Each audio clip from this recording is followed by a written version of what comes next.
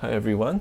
This is the last part of the video to talk about the shared responsibility approach, which is what Singapore does to pay for healthcare in Singapore. Okay, so in the first video, I introduced to you what the system looks like compared to other approaches you have learned, which is market-based and government finance. Okay, and in the second video, I've shown you basically this part, what the government has done, okay, in this shared responsibility approach to pay for healthcare. Okay, so we were saying, just to recap the second video, the government paid for, subsidized for most people, and then for some cases they help you pay using Medifund. Okay, so we're going to look at this part where the patients pay. All right, this blue color part. What are the ways in the healthcare system, in the Singapore healthcare system, that the patients pay for this part? Okay, so let me hide the government part because it's not that relevant to the rest of this. Now, essentially, people can just pay from their pocket. That means whatever money they have, they pay this amount, or what we call our pocket. Okay, our pocket payment. Now, this can be quite expensive.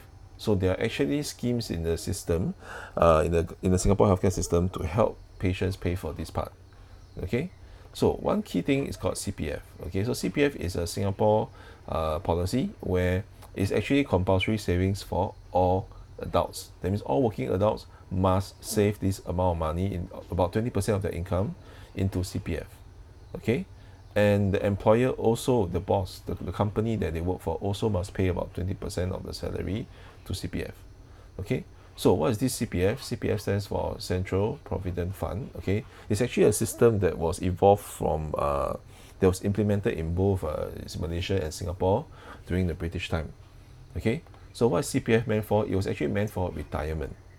Okay, so when you retire, you're not working, you don't get the income. So how do you get the money to sustain your life? Okay, so CPF was meant to be a case where when you were young, when you're working, you save a part of your income into CPF, and when you retire, this money will be used for your retirement. It will be given to you every month for your retirement. Okay, and some of you ask, oh, what happens if I pass on before I finish up the money? Okay, which was the case for my family. So my late father passed away before he retired. Okay, so where did the money go to? It was given, because he did have a will, so it will, if you had a will, it will be given to who you want to pass it to. But for my case, where there was no will, it was spread out among the family. Okay, now this is quite different from, I digress a bit, this is quite different from other countries which use pensions. That means you don't save a part of your salary, but through the taxes you pay, the government will give you a certain amount of money every month, or this is what we call pension. Okay, so Singapore didn't want this pension system, it moved away from it to CPF. All right, why is that the case? It's for another discussion. Feel free to ask and research. Okay, so let's go back to CPF. All right, CPF, instead of just retirement, people also can use it to buy HDB flats, and they can also use it to pay for their children's tertiary education, so polytechnic, university, and things like that. Okay, but there is one part of CPF that we care about here, is MediSave. Okay, so among all the money that the individual save in CPF, a small part of it goes to this thing called MediSave, and as the name suggests, is for medical use from the savings in CPF. Okay, so this blue part that is left for the patients to pay, people can also use their MediSave to pay for it. Okay, now there's one last part, which is called MediShield Life. Okay, MediShield Life is basically insurance. If you forgot what insurance is, do refer to your notes. Okay, so insurance is basically, I pay a company a certain amount of money every month called premiums, and then if I meet certain criteria, for example, if I get into an accident, okay, they will pay me a big sum of money to help me pay for my healthcare costs. All right, so MediShield Life is compulsory. That means everyone in the country, in Singapore, must have it. Okay, and to pay for the premium, you can also use your MediSave. Okay, and for some cases, the government also subsidize based on the income. So if you're a high income group, maybe you don't get any subsidy or very little because you can afford it. For low income groups, then the government will subsidize more of the premiums. Okay, and this MediShield Life can also pay for this part of your healthcare costs. Okay, so for example, if you go to hospital for treatment, this is the total cost. About 80% is paid for by the government. The remaining part, you either pay through your own pocket, with some help from MediSave, and with some help from MediShield Life. Okay, so this is the complex healthcare system in Singapore, or they like to call it 3M and 1S. Okay, so 3M stands for MediSave, MediShield Life, MediFund, and the 1S is basically the government subsidy. Okay, so let's put it into real life context.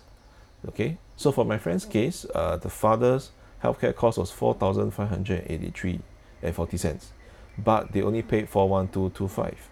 So what it means was the total cost, this whole thing was 4,538.40. Okay, but after the government subsidy, after MediShield Life, after MediSave, they only needed to pay 41225 out of the pocket.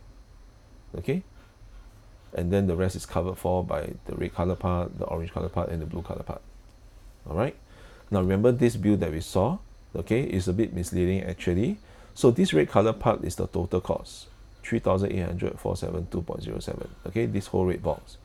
All right, now there's this part here that says government grant, which is basically the government subsidy. So the government subsidizes about 60 to 70% of this person's bill, 249,431.84. Okay, so how much do they need to actually pay from our pocket? All right, so this article actually forgot to mention this part. Okay, so after government subsidy, this was the amount, the black card, the remaining parts is 131,155.23. Okay, so how do they pay for this? As you can see from here, MediShield Life covered $96,000, and this person used $10,000 from the MediSave. Okay, so what's left out of pocket is this portion over here. All right, and if it turns out that this person is low income group, they cannot afford to pay this part, they can actually ask for MediFund to pay for them. Okay, so this is essentially the healthcare system in Singapore. All right, now move on to your other sources and find out what are the benefits and trade-offs, and from there you decide. Okay, is this system help people meet their needs, or it actually does not. Okay.